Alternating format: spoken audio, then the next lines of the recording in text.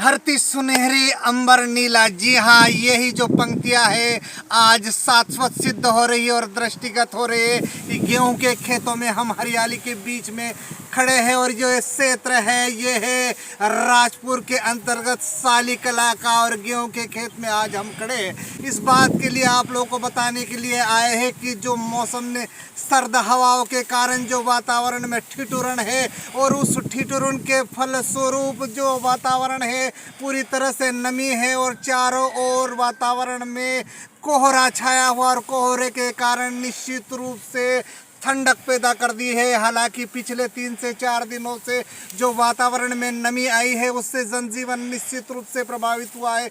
लेकिन ये जो वातावरण है, ये जो मौसम है, ये फसलों के लिए जीवनदायिनी है, विशेष करके रबी की फसलों में। और रबी की फसलों में भी गेहूँ, जी हाँ, जिस गेहूँ के खेत में आज हम घूम रहे हैं, निश्चित रूप से ये लहलहाता आप लोगों को दृष्टिगत हो रहा होगा। और यदि मौसम वैज्ञानिकों की माने तो ये जो मौसम हुआ है ये मावठे के परिणाम स्वरूप हुआ है, और मावठे के कारण वातावरण में अत्यंत नमी दृष्टिगत होगी।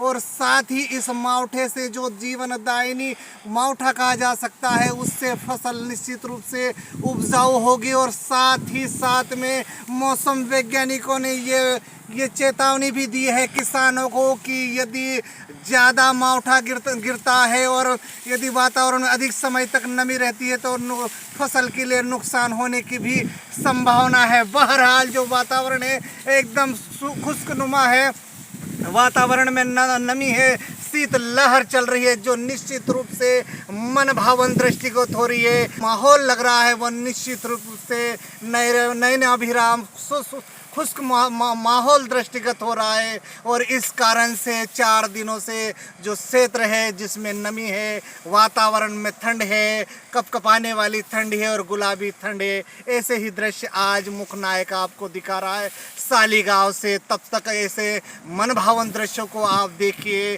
फसलों के प्रति आश्वस्त रहे, क्योंकि इस प्रकार की ठंड निश्चित रूप से रबी के फसल के लिए जानदार और शानदार हो सकती है। नमस्कार।